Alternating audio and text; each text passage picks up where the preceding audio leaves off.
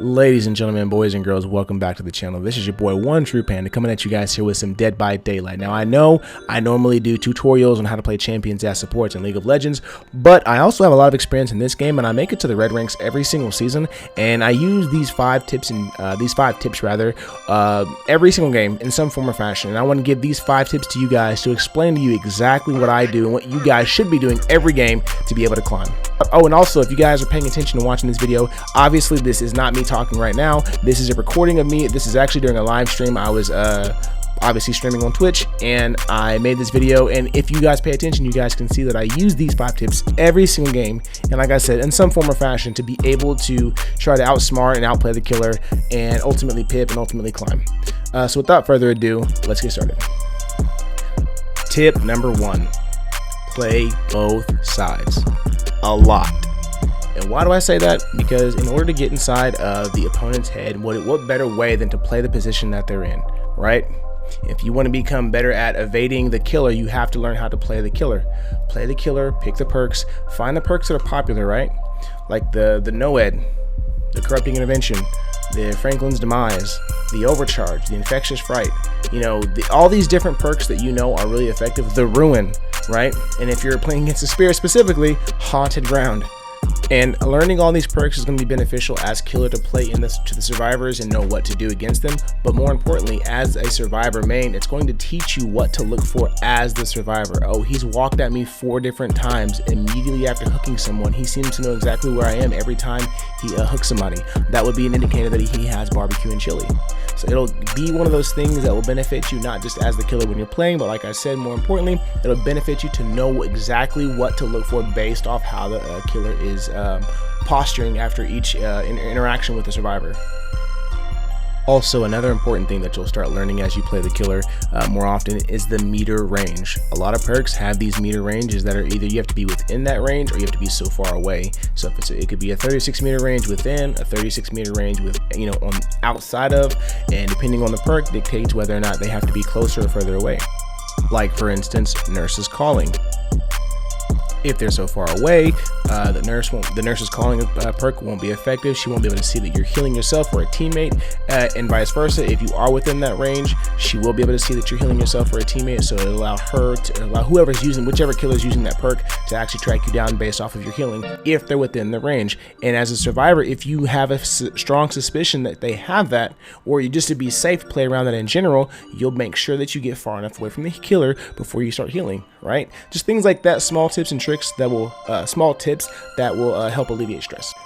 Tip number 2: find your play style. Admittedly, you will have to play a portion of all these styles that I'm about to mention if you want to climb, but at the end of the day, you can find a specific style that suits your gameplay preference, or even your gameplay performance, one that you know that you'll excel at based off of, you know, your past experience or your just anticipation of the game if you've never played it before. So for me, if you guys notice in this video, and if you guys ever come and watch my stream, you'll see that I try to play a more stealthy style to avoid the killer, because I'm not always the best at getting away, especially if they're, you know, like the spirits or the pyramid heads, or just ones that have anti-loop mechanics and they have, you know, really good mind game mechanics with their abilities.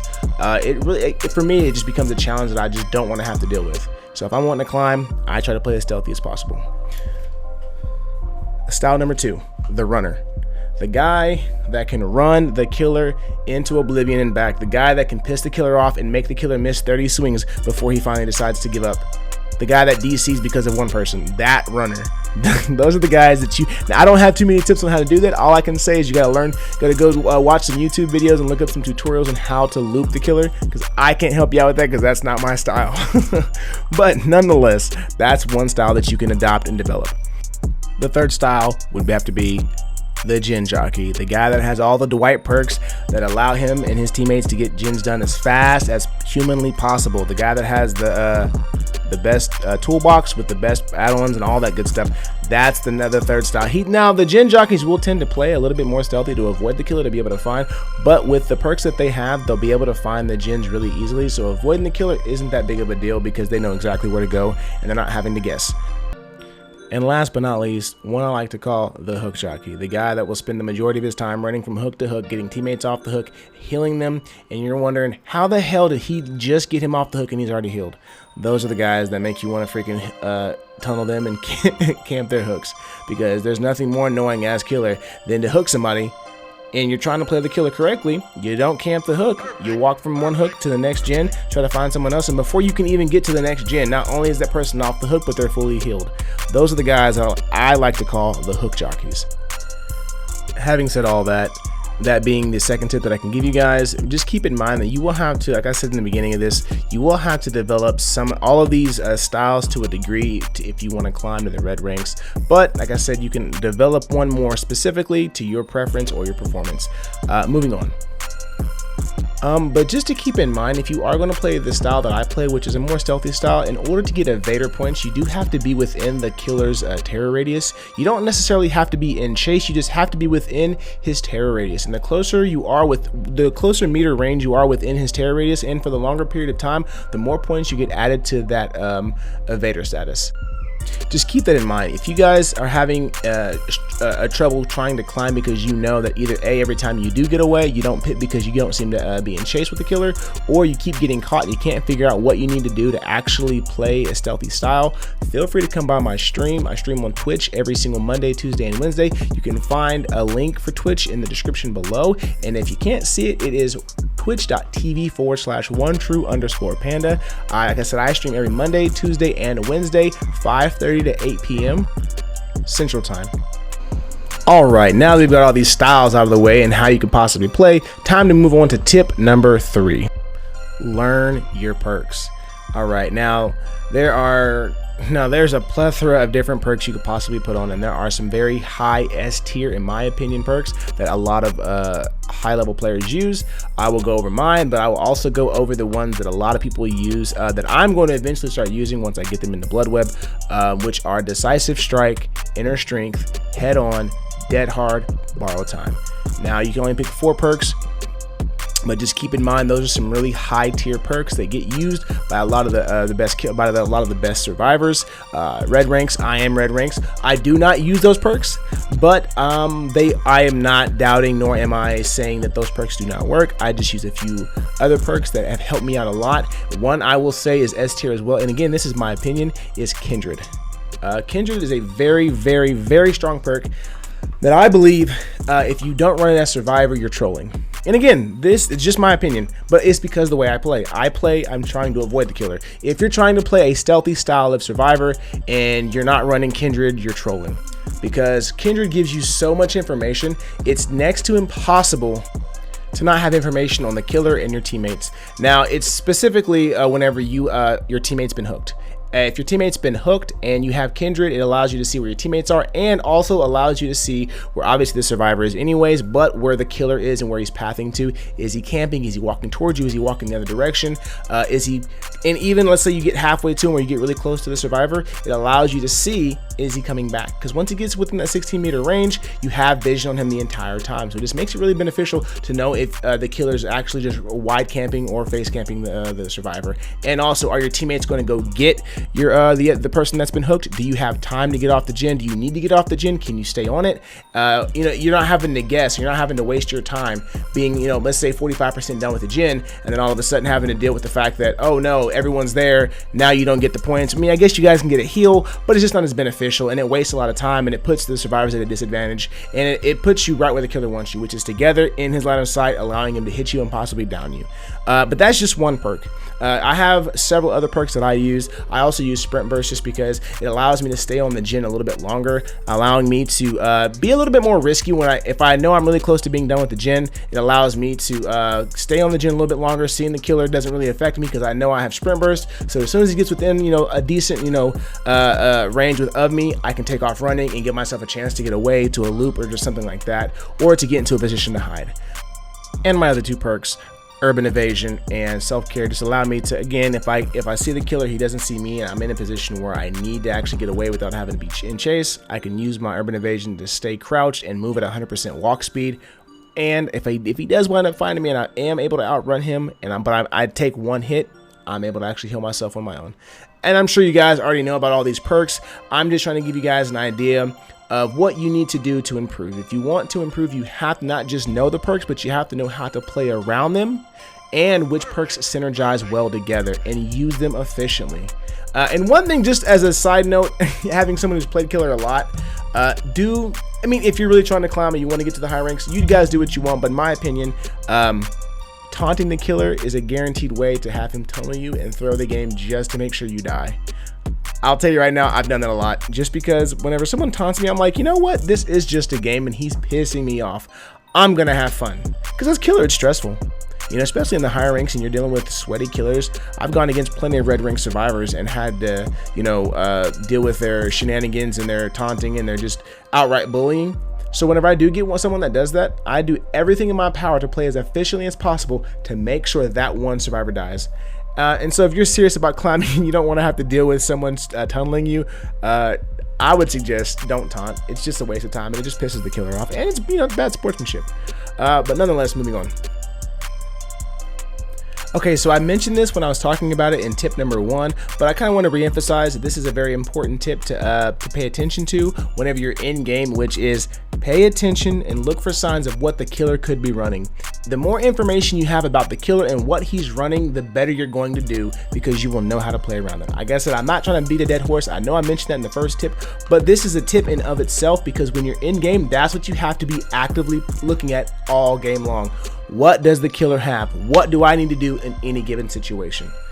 If I really suspect he has nurses calling, I need to be so far away. I need to make sure that if I'm going to heal myself, if I'm going to heal a teammate, I'm not going to heal in a position where I know we're super close to him, because that's going to give him a chance to be able to catch me, right? Unnecessarily, avoidably. But at any rate, so like I was saying, that's one. Barbecue and chili. Like I said before, if I suspect he has barbecue and chili, guess what I'll do? I'll make sure that I put myself in a locker, or I get within so many meters of him, right? So that's one thing that you can do.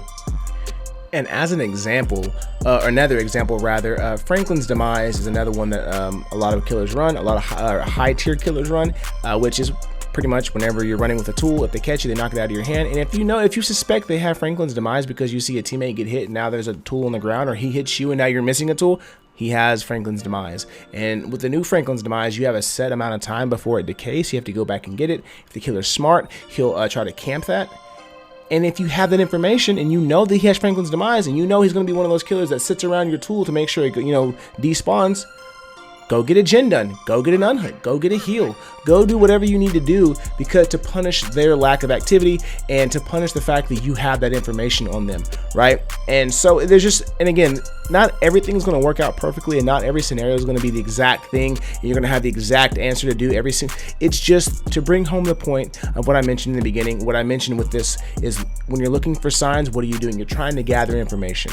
So to wrap up the fourth point, which is to gather information, to get the information, look for signs of what the killer's running, and use as much information as you possibly can between what you have in your perks, what you have on your item, your add-ons, what your teammates all bring to the map. Look at your teammates. What do they have in their hands? Do they have flashlights? Do they have toolboxes? Do they have nothing? Do they have a key? Do they have a map? Try to keep that in mind and make a mental note. And again, it's not going to be a guarantee every single time, and no, it's not guaranteeing that you're going to escape, or that you're going to win, or that you're going to pip. It just increases the chance, increases the odds. And again, like I said from the outset, it relieves the amount of stress and anxiety that you have to deal with when playing as Survivor, when you're trying to climb, especially when you get to the higher ranks. A lot of the reason why a lot of survivors don't try to get to the higher ranks is because it can be very stressful. It can be very stressful, but if you want to get there, because you really want to get to those red ranks to prove that you're good at the game and to prove that you're intelligent, which is, I think, what a lot of people do when they want to climb in any game. When there's a rank and you're trying to get to that highest bar, a lot of people just want to prove how smart they are, how good they are at something above everyone else, that they're in the top 1%. Which brings me to my fifth and final point of the evening. Do not put the expectations that you've set for yourself on your teammates, because every game you're going to be going into the game with a new set of teammates, and you don't know exactly how much they know, how good they are, how proficient they are in certain categories, certain areas of the game. And like once you're trying to climb from rank 20 to even rank 6, rank 5, you still want to have that mentality. Once you start getting in the red ranks, it becomes a little bit easier, or you can start expecting and relying on your teammates a little bit more, and expecting them to be able to perform at the level at which you are to a degree. Still, you want to have your guard up and not put too much expectation on them, even in the red ranks. But especially climbing from 20 to rank 6 at least, it really needs to be you focusing on your performance, what you're doing every single game, what you're paying attention to, what you're looking for in terms of killers, what perks you're bringing into the game, how you're playing around them. It's all got to be about your performance and you trying to do everything you can to be a good teammate to climb. So yeah, do not put the expectations you have set for yourself on your teammates, at least in the lower ranks. Point of the evening. And I believe if you follow the tips that I've set out in this guide here, that you guys will not only increase your performance, you'll have a more enjoyable experience in the game, you will have less stress in the game. But I believe that, you know, anybody that follows these tips, as long as they put in the effort elsewhere and learn and focus on what playstyle they want to, you know, perform at or excel at, if you follow this guide, I do believe that anybody can climb to the red ranks, maybe even rank 1. Alright, that's all I have for this video. I hope you guys found these tips helpful. I put a lot of time and effort into them, thinking about what I could do to give you guys information. So yeah, if you guys liked it, please be sure to like and subscribe. Also, be sure to hit the notification bell. That way you guys get notified whenever I post new content just like this. Alright, if there's anything you guys think that I left out in this video, please feel free to leave them in the comments below. Also, if you guys have any suggestions or any kind of requests for the next video that I can make, feel free to put them in the comments below as well, and I will be sure to take a look at them and put them in my next video. Also, be sure to stop by my Twitch channel. Like I mentioned before, it's twitch.tv/1true_panda. I go live every Monday, Tuesday, and Wednesday, 5:30 to 8 Central Time. Be sure to check that out, give it a follow. Be sure to hit that notification bell when you guys do stop by there. That way you guys get notified whenever I go live. So yeah, greatly appreciate it, guys. Until next time, this is your boy One True Panda signing off. Peace.